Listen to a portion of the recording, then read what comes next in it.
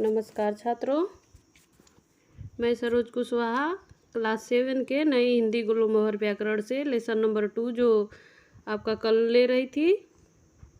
कल थोड़ा ही टॉपिक ले पाई थी क्योंकि ये चैप्टर थोड़ा बड़ा था, इसलिए एक ही दिन ज़्यादा बता दूंगी तो आपके दिमाग में से निकल जाएगा वो बात।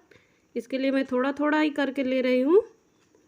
आइए, कल हम लोग देखे थे आपका र में किस तरह से हम ऊ का प्रयोग करते हैं, तो र के पेट में लगाते हैं। हमारा टॉपिक था कल वाला। और आज का हमारा टॉपिक है महत्वपूर्ण व्यंजन तथा उनके वर्ण, अर्थात जो हमारे महत्वपूर्ण व्यंजन हैं देवनागरी लिपि में वो पढ़ेंगे हम, और उनके वर्ण क्या क्या है। चलिए देखते हैं। हमारा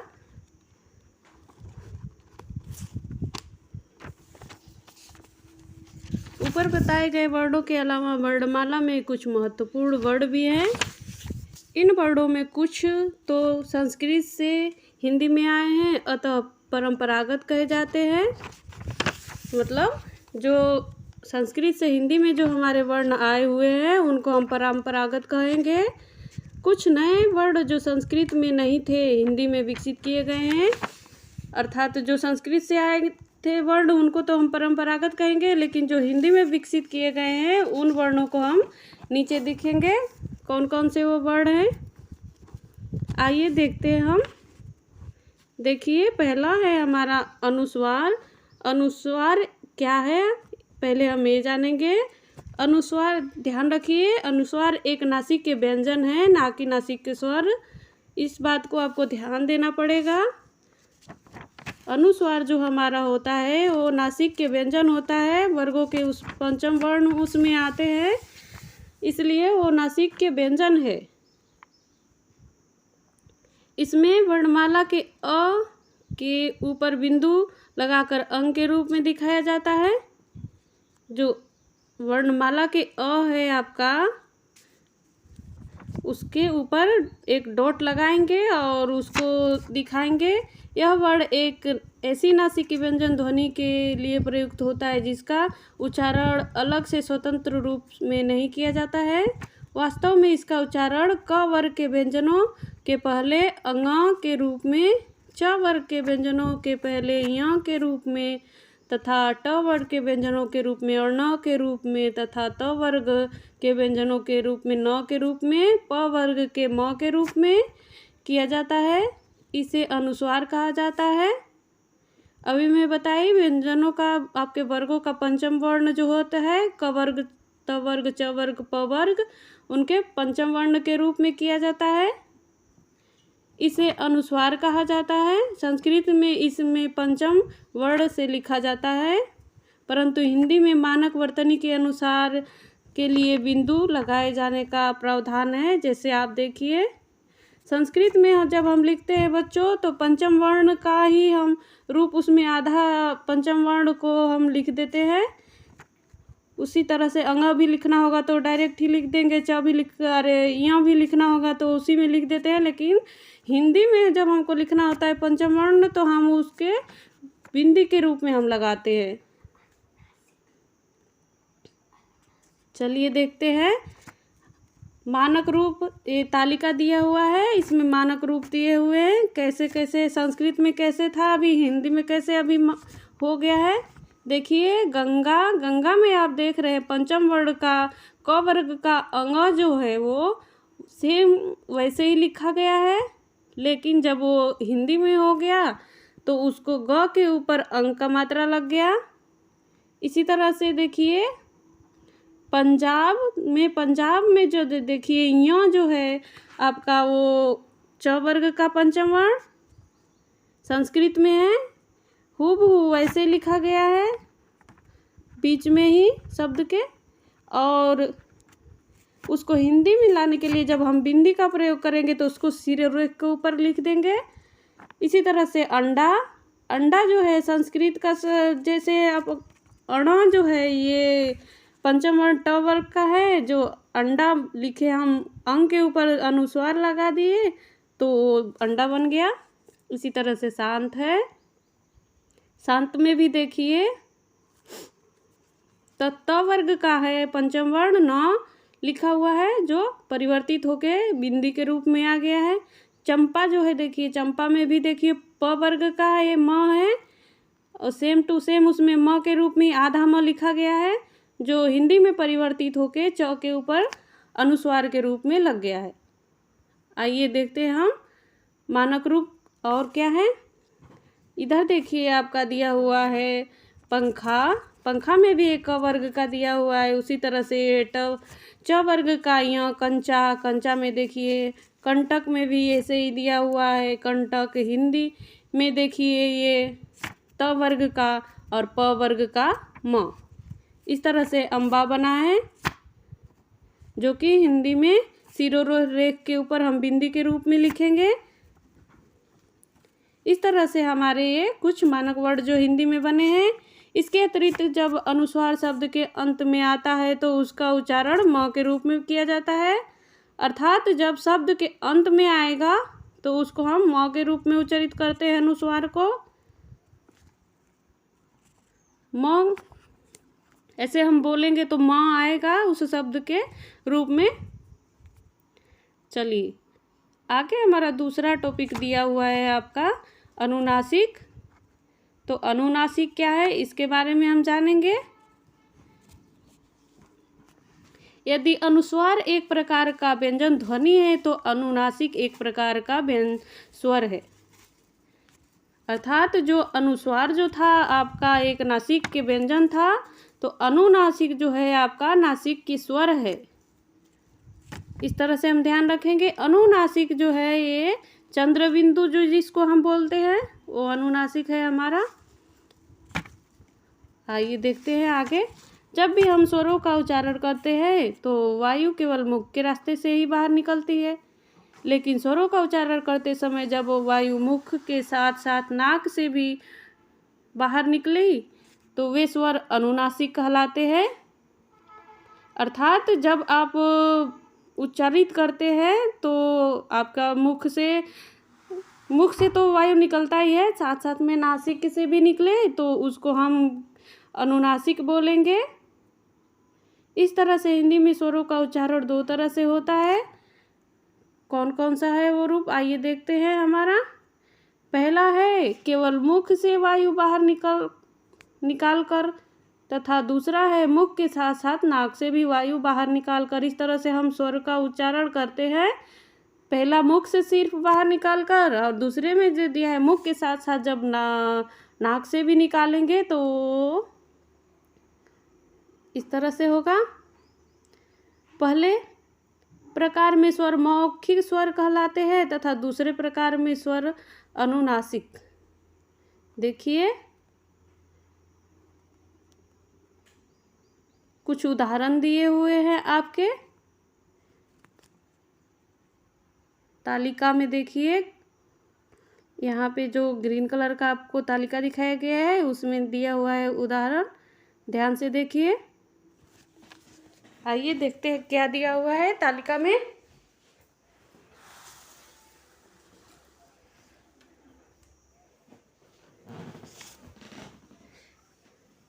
आइए पहला दिया है संवार।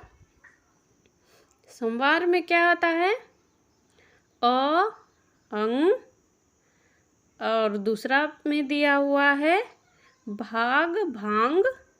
देखिए संवार जो है वो अ है, उसमें असंवार जो दिया हुआ है उसमें अंग है।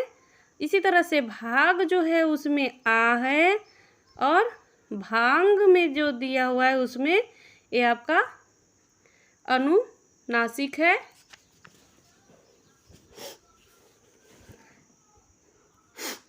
गई जो शब्द दिया हुआ है बच्चों, देखिए गई शब्द जो है, एक मिनट, हाँ अब ठीक है। गई शब्द जो है आपका ई है, बड़ी ई, और गई जो है आपका ई में देखिए ई के मात्रा के नीचे आपको एक डॉट दिखाई दे रहा होगा गई, क्योंकि इसमें शिरोरेख के ऊपर ये मात्रा जो है तो इसलिए इसमें हम चंद्र बिंदु की तरह नहीं लगाएंगे। उस पे चंद्र बिंदु में नहीं, बस एक डॉट लगा देंगे, चंद्र बिंदु नहीं लगाएंगे हम, उसमें एक डॉट के रूप में चंद्र बिंदु को दर्शाएंगे। इसी तरह से देखिए यहाँ पे करे है, तो यहाँ पे करे हो गया। करे में देखिए आप र में ए का मात्रा लगा है सिरोरेख के ऊपर, तो इसीलिए वहाँ पे बस एक बिंदी के रूप में हम लिखेंगे। आइए देखते हैं आगे। आगे का हमारा शब्द है गोंद, तो गोद का हमारा गोंद बना है, तो पहला शब्द गो है, तो गो में देखिए अ दिया हुआ है उसके लिए उदाहरण, और गोंद जो है उसके लिए ओ में ये जो चंद्र बिंदु लगा हुआ है आपका, क्योंकि इसके भी सिरोरेख पे मात्रा है, तो इसलिए हम डॉट के रूप में ही लिखेंगे। पूछ, पूछ का ऊ दिया हुआ है, और पूंछ जो है उसमें चंद्र बिंदु के साथ हम मुख और नाक से दोनों से वायु बाहर निकल रही है, इस तरह से। सांस जो है हम उच्चारित कर रहे हैं, और सांस जब हम लिखेंगे तो उसमें चंद्र बिंदु लगाएंगे और उस पर चंद्र बिंदु का। इसी तरह से है में और है में फ़र्क है। देखिए है जो है ए है, और है जो है ए में चंद्र बिंदु है। इस तरह से आपके ये शब्द रहे। आगे चलेंगे, देखेंगे आगे और क्या क्या दिया हुआ है। जहाँ तक अनुनासिकों के लेखन का सवाल है, इन्हें चंद्र बिंदु तथा बिंदु दोनों चिन्हों के साथ लिखा जाता है। इसके लेखन संबंधी नियम इस प्रकार है। पहला टॉपिक है आपका, जिन स्वर वर्णों के सिरोरेख के ऊपर स्थान खाली है, अर्थात सिरोरेख के ऊपर मात्रा चिन्ह नहीं है, तो अनुनासिक स्वर चंद्र बिंदु से लिखा जाएगा। जैसे आपका उदाहरण है आँख, सांस, संवार, कुआं, पूछ आदि। इस तरह से हम इसको बोलेंगे।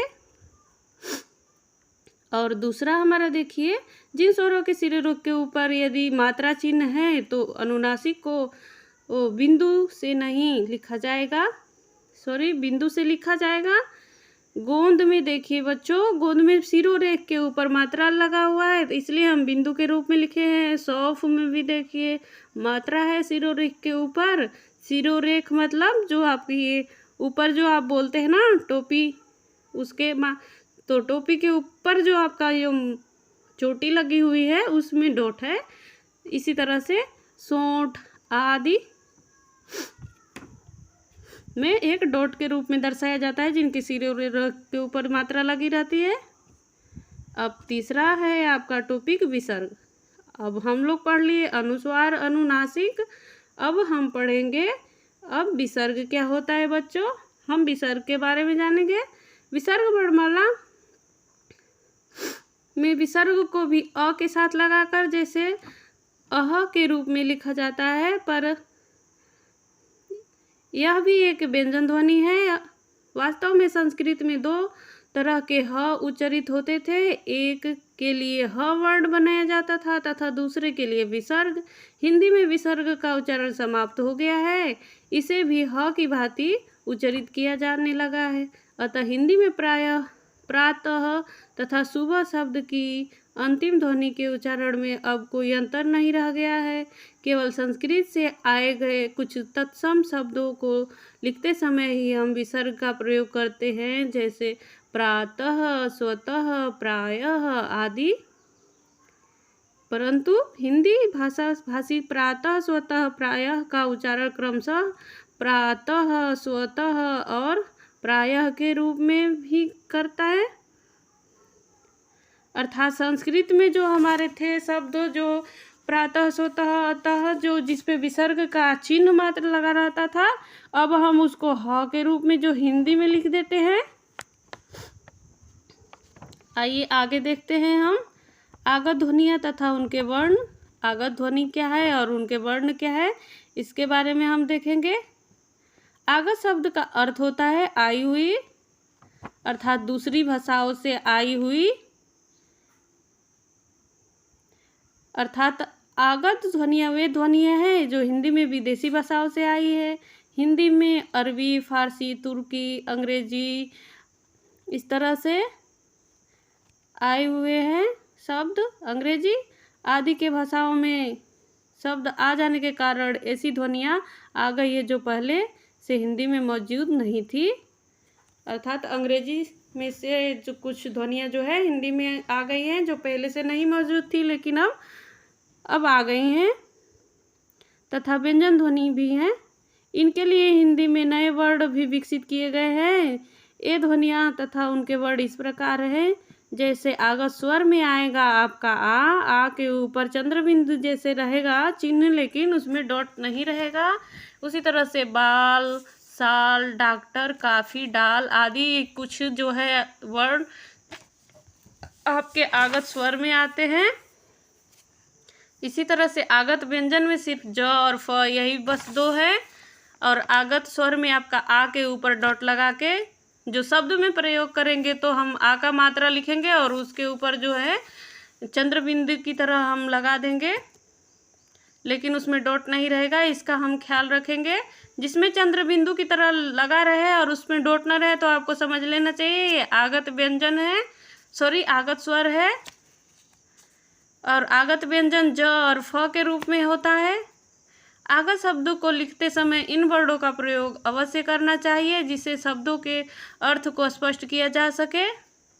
जैसे सजाना, सजा शब्द से बना है। इसी तरह से दंड और फन, सजा का मतलब होता है, अर्थ होता है दंड। फन मतलब सांप, और फन जो है आपका हुनर होता है अर्थ। जरा मतलब एक होता है आपका थोड़ा, और दूसरा शब्द होता है जरा का बुढ़ापा। तो जरा जो शब्द है ये आपका आगत व्यंजन है। इसी तरह से फन जो शब्द है आपके आगत है, और सजा जो है आपका ये भी आगत है। ज और फ के रूप में देखिए, ज और फ के नीचे जो नुक्ता लगा हुआ है यही आपका बता रहा है कि ये आगत व्यंजन है। चलिए और देखते हैं आगे।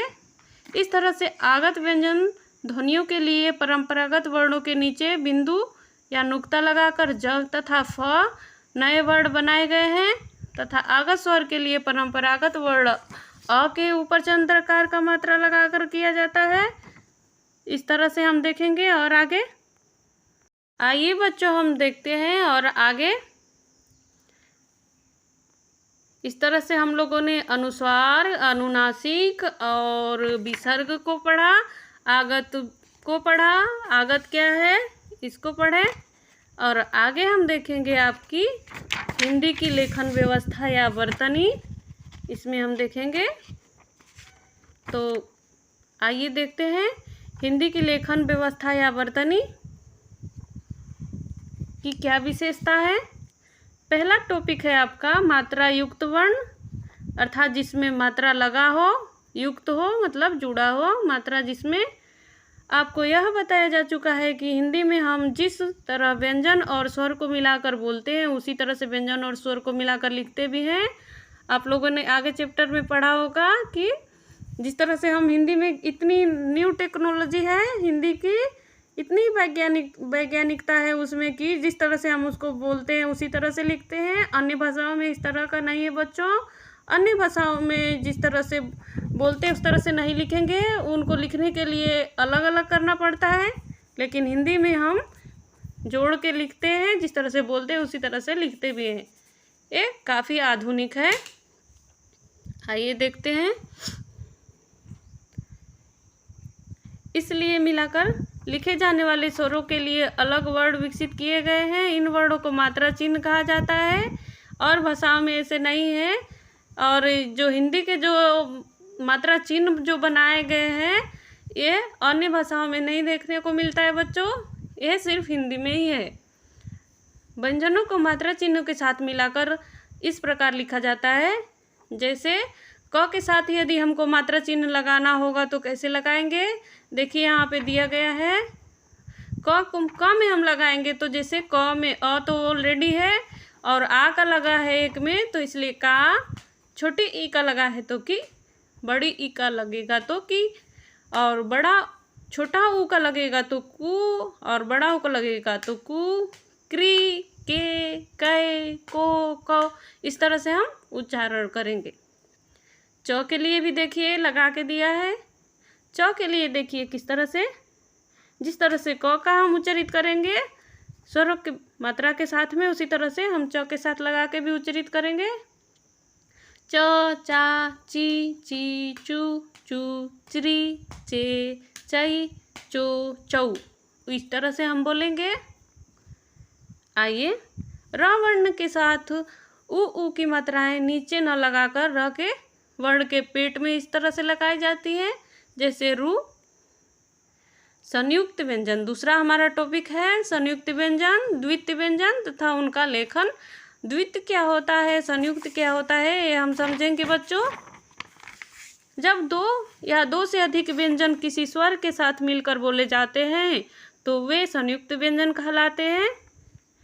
हिंदी में कछत्र, ज्ञस्र 4 परंपरागत संयुक्त वर्ण हैं, परंतु इनके अतिरिक्त भी कुछ संयुक्त वर्ण हैं तथा युक्त, चिन्ह, द्वारा, क्या इत्यादि। इस प्रकार से जब एक ही प्रकार के स्वर रहित व्यंजन और स्वर युक्त व्यंजन का मेल होता है जो उसे द्वित्व व्यंजन कहा जाता है।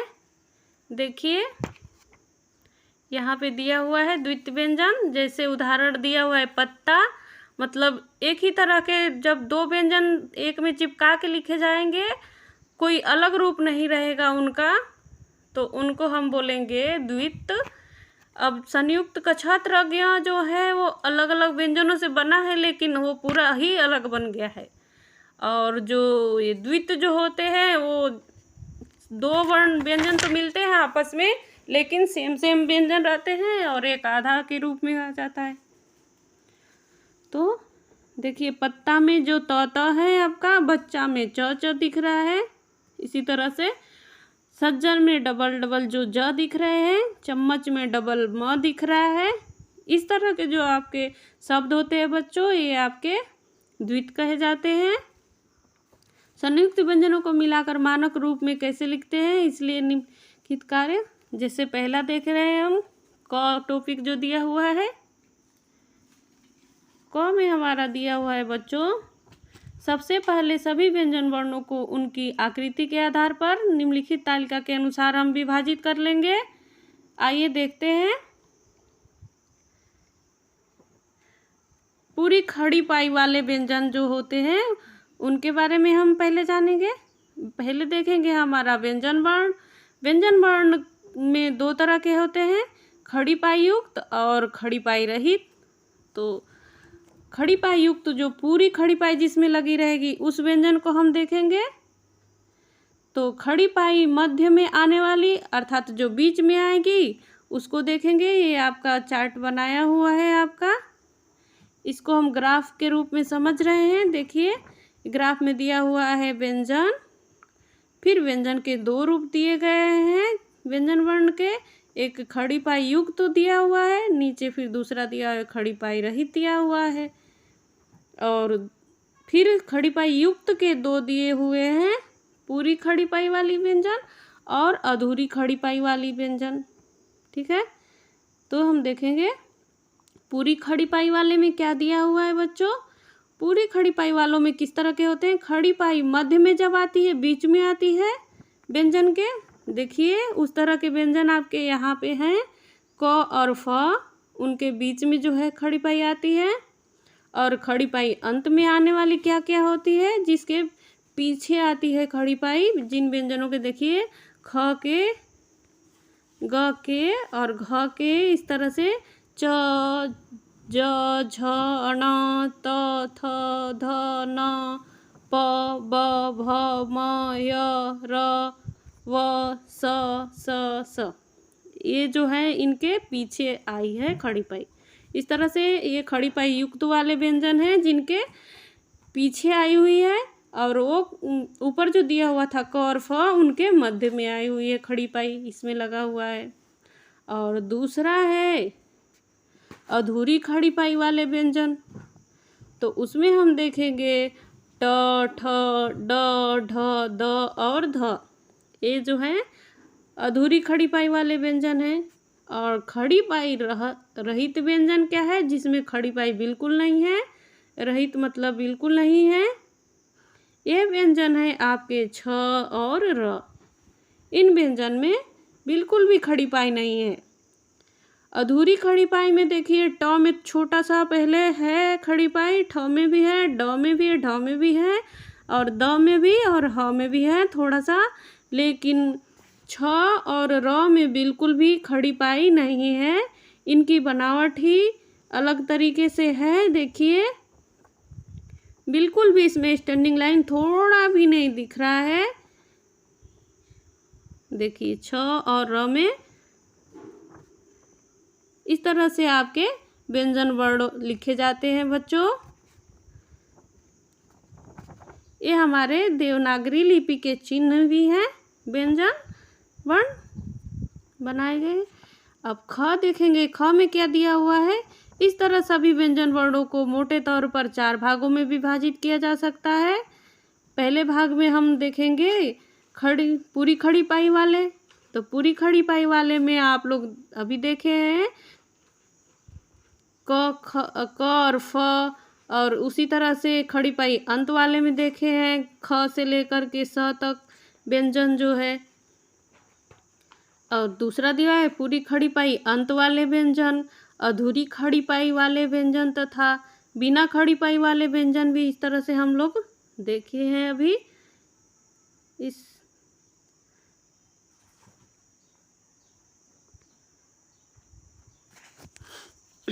चलिए इस ग्राफ में हम लोग समझ चुके हैं कि व्यंजन वर्ण कितने प्रकार के हैं, व्यंजन वर्ण के किस तरह से लिखे गए हैं। एक खड़ी पाई युक्त में, खड़ी पाई रहित में। खड़ी पाई युक्त में 2 तरह के हैं, खड़ी पाई मध्य में, खड़ी पाई अंत में। और युक्त एक अधूरी खड़ी पाई वाले हैं और एक खड़ी पाई रहित वाले व्यंजन हैं। इस तरह से आइए टॉपिक देखते हैं हमारा। इसमें पहला टॉपिक है आपका पूरी खड़ी पाई वाले मध्य वाले वर्ण, जिनके बीच में वर्ण है उसका कैसे हम शब्द बनाते टाइम में कैसे उसको हम लिखेंगे। इन वर्णों में आने वाले 2 ही वर्ण हैं, जैसे क और फ, जिनके बीच में है खड़ी पाई। इनको किसी अन्य व्यंजन के साथ मिलाकर लिखते समय खड़ी पाई के बाद के आने वाले हुक या सूंड को सीधा और छोटा कर तथा शेष वर्ण को अगले वर्ण से जोड़कर लिख देते हैं। जैसे यहाँ पे उदाहरण दिया हुआ है बच्चों, देखिए क्यारी जो क का है, ये खड़ी पाई के पीछे जो आपका सूंड दिया हुआ है उसका थोड़ा सा छोड़ के बाकी जो नीचे लटक रहा है सूंड उसको हटा दिए हैं। इसी तरह से वाक्य में भी यही है, जो आपका क में जो नीचे सूंड जो लटकता है वो हम हटा दिए हैं। क्यू में भी ऐसे ही, पक्का में भी, ये दफ्तर दिया हुआ उसमें फ में भी उसी तरह से सूंड लटका रहता है बच्चों, क की तरह ही तो फ भी दिखता है। तो इसी तरह से फ के भी सूंड को नीचे जो पीछे की तरफ सूंड है जो उसको हटा देंगे थोड़ा सा और लगा के लिख देंगे दूसरे व्यंजनों में। दफ्तर, हफ्ता आदि ये शब्द है आपके। आगे देखेंगे, आगे हमारा क्या है।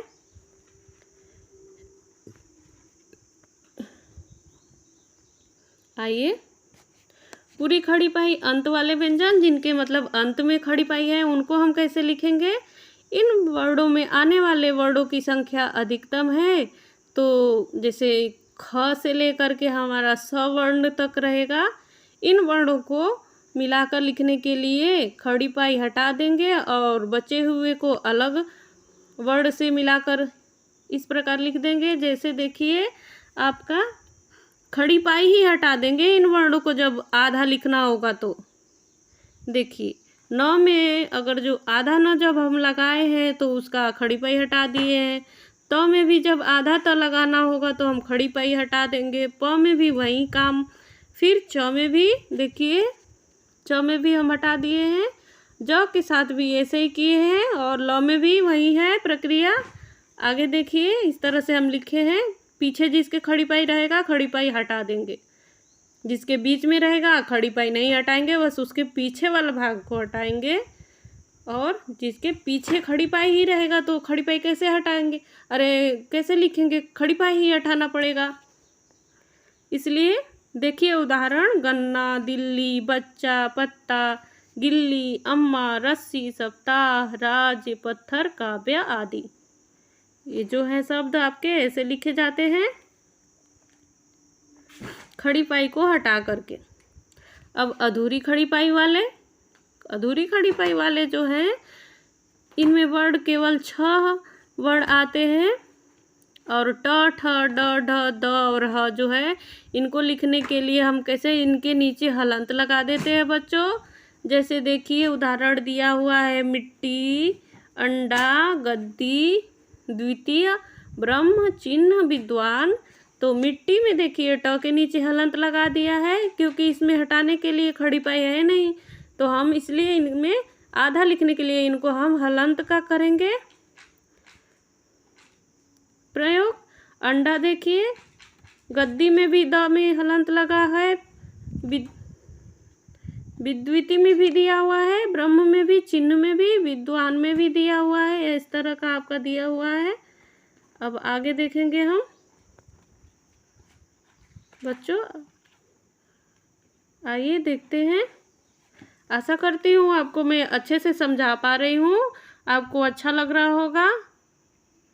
आइए अब हमारा थोड़ा सा ही बचा है टॉपिक, अतः ध्यान रखिए यदि कोई व्यक्ति इन शब्दों को मिट्टी, अंडा, गद्दी, द्वितीय, विद्या, ब्रह्म, चिन्ह, विद्वान के रूप में लिखता है तो ये मानक नहीं है। अर्थात जब हम मिट्टी को अगर जो हलंत लगा के लिखेंगे तो वही मान्य होगा, अगर जो आधा ट के नीचे लगा दिए तो वो नहीं मान्य होगा, वो अमानक हो जाएगा। इस तरह के हमारे दिए हुए हैं शब्द जो है अंडा, गद्दी, द्वितीय, विद्या, ब्रह्म, चिन्ह, ये जो है हम आधा नहीं उसको लिख सकते हैं, वो अमान्य हो जाएगा, हमको उसके नीचे हलंत लगा के ही लिखना पड़ेगा। बहुत लोग को मैं देखी हूँ बच्चों ऐसे लिख देते हैं आधे आधे के रूप में, लेकिन ये व्यंजन का ये नियम नहीं है। उसको आधे लिखने के लिए जो गोल वाले व्यंजन हैं उनको लिखने के लिए नीचे हम हलंत लगा के लिखेंगे तो ही सही होगा, नहीं तो वो अमान्य हो जाएगा। अब खड़ी पाई रहित वाले जो व्यंजन हमारे थे छ और र, तो इस वर्ग में 2 भी वर्ड आते हैं जैसे छ और र। छ तथा र जहाँ तक छ या वर्ड को मिलाकर लिखे जाने की बात है, हिंदी में छ किसी भी वर्ड के साथ मिलाकर कोई भी शब्द नहीं लिख सकता, इसलिए इसके लेखन के बारे में सोचने की आवश्यकता नहीं है। जहाँ र व्यंजन के संयुक्त रूप का प्रश्न है, इसका चर्चा हम आगे कर रहे हैं। अर्थात मैं जो र वर्ड का है इसका मैं कल लेके दिखाऊंगी आपको। चलिए बच्चों आज के लिए बस इतना ही, और इस चैप्टर के आगे का जो है वो मैं कल लेके आपको बताऊंगी। आशा करती हूँ आपको अच्छा लगा होगा। अच्छा लगे तो लाइक करिए, सब्सक्राइब कर लीजिए मेरे चैनल को, और जहाँ पे भी डाउट हो आप कमेंट कीजिएगा। चलिए धन्यवाद।